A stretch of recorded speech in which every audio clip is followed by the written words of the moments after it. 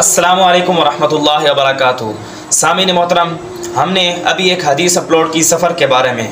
आज आप हजरात के सामने ये बात लेकर आए हैं कि हमारे यहाँ अल्लाह रब्बुल इज़्ज़त से दूरी और दीन से दूरी का यही हाल हो चुका है कि हमारे यहाँ गाड़ियों में बजाय अल्लाह का कलाम लगाने या अहादीस को सुनाने की बजाय हमारे यहाँ हम सफ़र में हूँ, हज़र में हूँ या जहाँ कहीं भी हूँ, हमारे यहाँ इतना ज़्यादा रिवाज बन चुका है कि हम चलते चलते रास्ते के ऊपर जो है वो स्टेटस, टिकटॉक या रील्स वगैरह सुन रहे होते हैं। लेकिन हमारे लोगों को इतना नहीं पता कि यार ज़िंदगी जो है उसका कोई भरोसा नहीं है। अगर हम रोड पर चल रहे हैं कोई पता नहीं मौत आ जाए, हम घर में बैठे हैं कोई पता नहीं मौत आ जाए, हम सफ़र के अंदर हैं कोई पता नहीं मौत आ जाए। लेकिन हमारे यहाँ क्या होता है, हम सफ़र के अंदर हों, चाहे वो गाड़ी पर हो या बाइक पर हो, हम सब की ये आदत है कि हम गाना लगा के चलते हैं।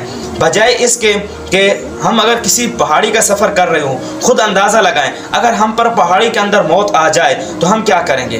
कुछ कर पाएंगे? नहीं, क्योंकि मौत एक वो वाहिद अटल फैसला है कि जिसे कोई नहीं रोक सकता।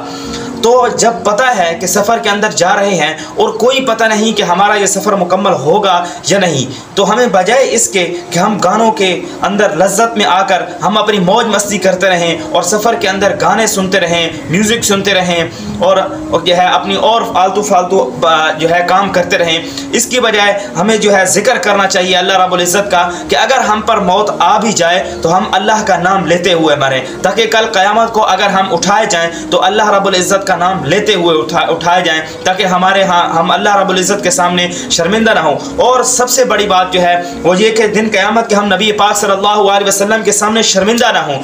लेकिन मैं आप सबसे यही गुजारिश करूंगा कि अगर हम सफ़र करते हैं तो सफ़र के अंदर इस बात का ख्याल रखा करें कि हम बजाय मौसीकी को सुनने की हम कुरान पाक की तिलावत लगा लिया करें, या फिर जो है ना सबसे बड़ी चीज़ जो है, अगर आप ज़्यादा लोग सफ़र कर रहे हैं तो उस सफ़र के अंदर इस बात का ख्याल रखें कि अगर आप ज़्यादा लोग बैठे हुए हैं तो कोई दीनी बात करना शुरू कर दें, कोई नमाज के बारे में, किसी मसले के बारे में बात करना शुरू कर दें। ये भी एक आपका जो है ना मौसीकी से हटने का एक तरीका है।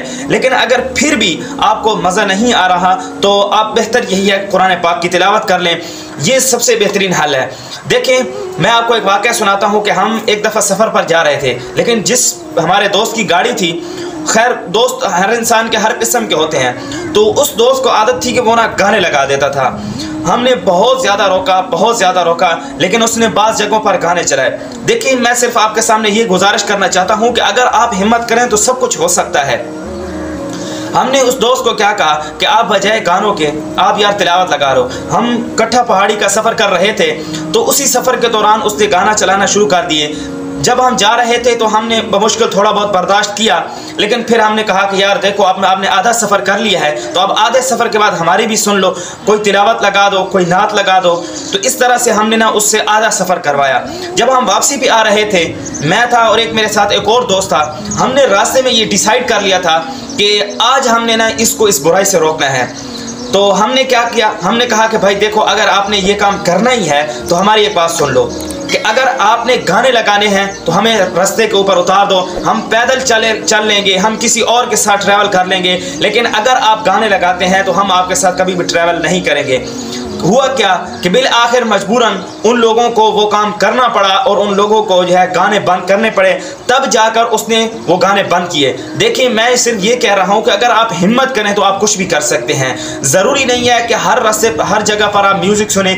अगर रास्ते में मौत आ जाए तो हम क्या करेंगे? तो इसलिए बेहतर यही है कि मरने से पहले अल्लाह रब्बुल इज़्ज़त का नाम कम से कम हमारे कानों के अंदर तो गूंजता हुआ हो, ताकि दिन क़यामत के हमारे कानों में अल्लाह रब्बुल इज़्ज़त का नाम दौड़ता हुआ हो, ताकि हम अल्लाह के यहाँ शर्मिंदा ना हों। इसी के साथ इजाज़त चाहता हूँ। वालेकुम अस्सलाम।